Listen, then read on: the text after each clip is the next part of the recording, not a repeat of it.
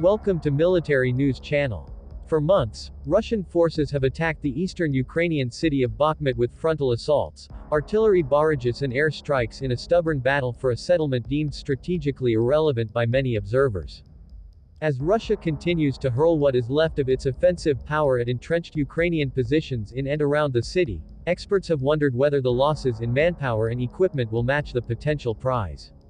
"We are scratching our heads," a Western official told AFP this week when asked about Russia's focus on Bakhmut.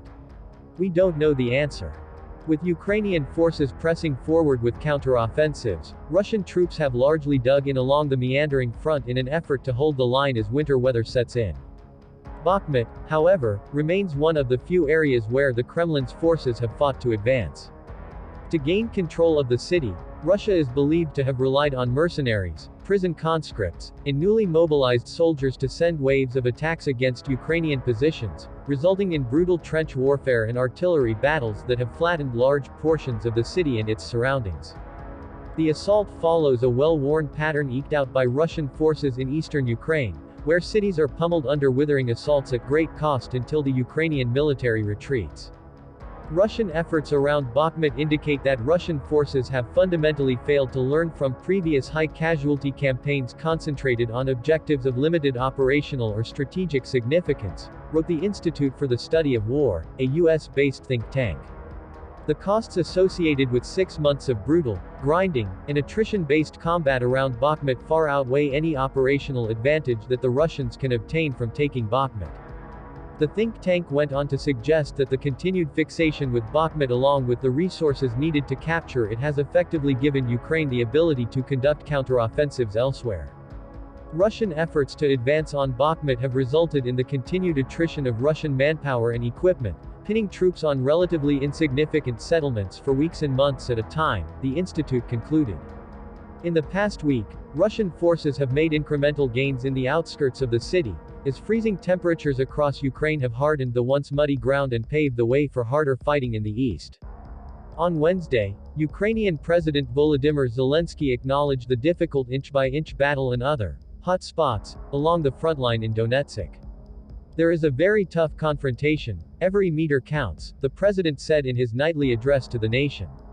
"I thank all our guys who destroy the enemy there every day, every night, every hour." As seen by AFP reporters during a recent trip to Donetsk, Ukrainian forces continue to move large amounts of artillery around the area, while groups of reserve fighters are often visible along the roads leading to Bakhmut and the surrounding front. For some, the Kremlin appears desperate for a tangible victory on the battlefield following months of setbacks. Russia's last major victory in Ukraine came with the capture of the eastern cities of Severodonetsk and Lysychansk over the summer. Since then they have steadily lost large swaths of ground.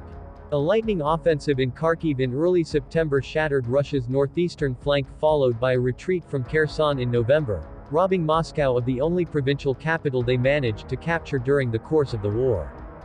Russians continue their offensive to shift the focus in the media from a series of Russian defeats this autumn, said Mykola Bielyaskov, a research fellow at National Institute for Strategic Studies in Kyiv, echoing similar assessments made by the Ukrainian High Command. Bakhmut also represents a small piece of a much larger political goal repeatedly stressed by the Kremlin, the capture of the entire Donbass region in eastern Ukraine. The Russian leadership wants control over Donetsk, and Bakhmut is the main gateway to Sloviansk-Kramatorsk, Michael Kaufman, the director of Russia Studies at CNA, a US-based research institute, told AFP.